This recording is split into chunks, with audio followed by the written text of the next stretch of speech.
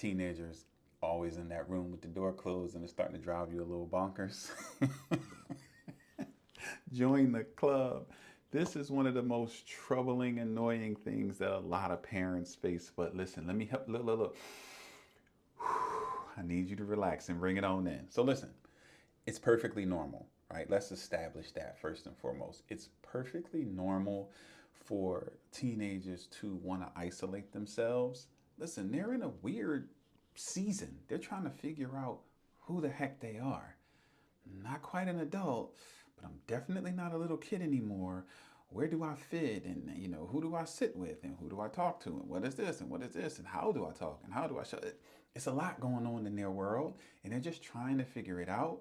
And they're trying to figure out, trying to be independent. And sometimes that's their space. That's their place to be independent. That's where they can do their thing, right? So it's perfectly normal, right? A couple things to consider. Their transition from kid to teenager to adult requires us to transition. We can't parent them the same way we did X amount of years ago, right? We have to adjust as they're adjusting. We have to help them navigate through this transition. So that's the first thing we need to keep in mind. We want to keep them as babies, and we have to transition as they're transitioning. Now, what does that look like? What are some things that we can do? Here's a couple things to consider, right? We need to change the way we interact with them, change the way the conversations flow. We need to have more open and honest dialogue with them. And we need to really emphasize the development and the building of trust and respect. We need to show them what that looks like. So we need to be trustworthy, and we need to have self-respect, and we need to be someone who that's respectable, right? So they see what that looks like. And then we need to be the exemplars of what treating others with respect looks like. They should be able to look at us and see, that's what self-respect looks like. Ah, I see how mom engages with people. Ah, that's what respecting other people looks like. And also, they need to feel that we respect them. So we need to talk through and help one another, right? Us and them navigate through that. But of course, we're the leaders, so we're the ones that have to be up front.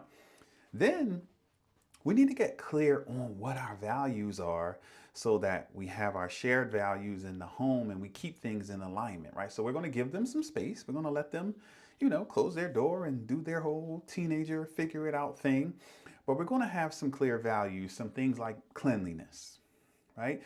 There's an expectation for, cleanliness, you know, no dishes, empty the trash, blah, blah, blah, blah, blah, right? Whatever you desire in your home. And that needs to be crystal clear, clearly communicated with them.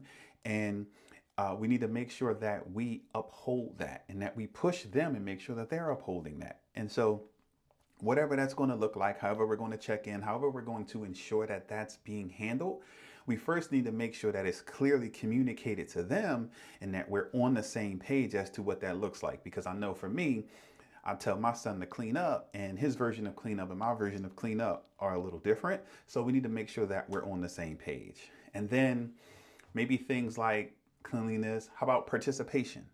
Sometimes setting the standard for what we expect. Okay, hey, listen, you know, you don't have to do everything we do anymore, but if, your little sister has a soccer game, the expectation is that we're going as a family. Obviously, unless you have something else on the calendar that, that conflicts, but no, we're doing this as a family. Thursdays is still family game night.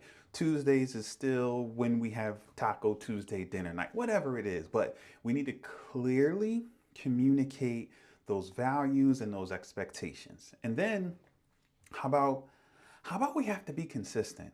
A lot of the issues are created because we aren't consistent. You know, this is a big deal this week and then it's not. And then this is a big deal next week and then it's not. And then this is a big deal. And the kid's like, I don't know. Last week you wanted me to make sure I did this and then that never came up. And now it was a new thing and it was this and this. So we have to make sure that we're consistent. And that goes back to these things that we're talking about, right? The communication, the openness and the honesty and the understanding that that's how life works, right? What was important last month may not be at the top of the list of importance this month, but the more we communicate and the more that we're on the same page, the more that we can flow and grow in this season together. And then here's the biggest one. We have to be very, very intentional in our relationship with them during this season. We have to seize and create moments. Seize and create moments. First of all, we don't need 15 hours straight of undivided, locked in, eyeball to eyeball attention with them. You don't want that, and they definitely don't want that. So, what we have to do is when there's an opportunity to connect, to have a conversation, we have to pounce on that opportunity. So, we have to make sure that we're not so preoccupied that we're missing it. Listen, if it's a 32-second conversation about something, great. If it's a laugh about something, great. If they want you to take them to the mall and hey, it's a 20-minute ride and you can have a good conversation, great. Whatever it is, we have to seize those opportunities.